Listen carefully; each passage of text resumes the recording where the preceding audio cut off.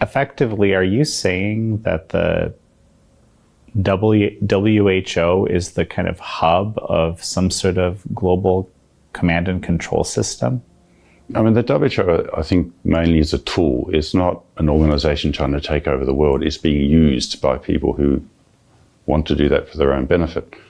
So if you look at how the organization should work, it should be there, to convene meetings between countries, facilitate exchange of ideas and exchange of information, and where countries ask for help, it's there to help.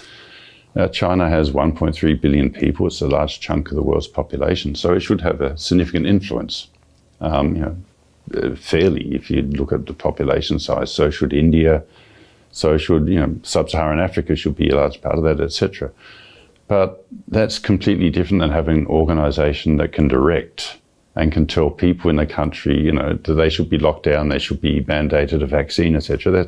That is a sovereignty issue, and the WHO and the UN shouldn't even be there in the first place. If we look at the WHO, it is significantly funded by private interests. The second largest funder is private of the organisation, and that funder has significant pharma investments, etc. So clearly there's a conflict of interest. You wouldn't want that entity deciding on who should have what drug in a country.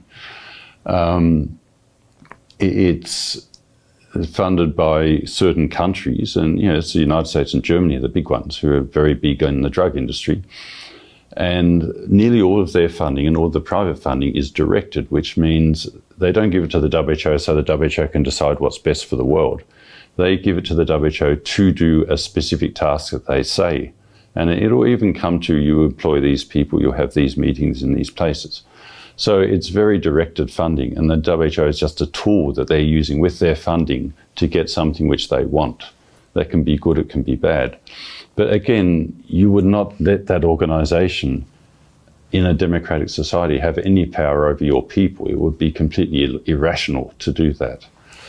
A country like the US has far more expertise on infectious disease within its borders, obviously, than the bureaucracy in the WHO, which, you're not there just because you're an expert. It's not a pool of expertise. It's a pool of bureaucrats who are there to manage coordination of certain aspects of health internationally.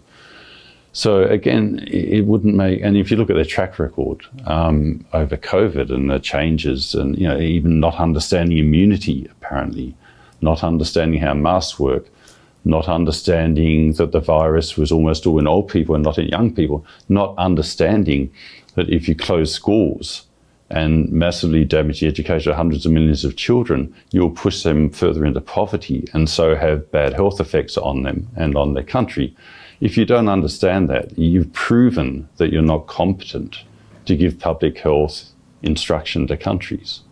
So again, it's completely illogical to go down the path we are going at the moment, where we give more power to this organisation to and control over our own health policy.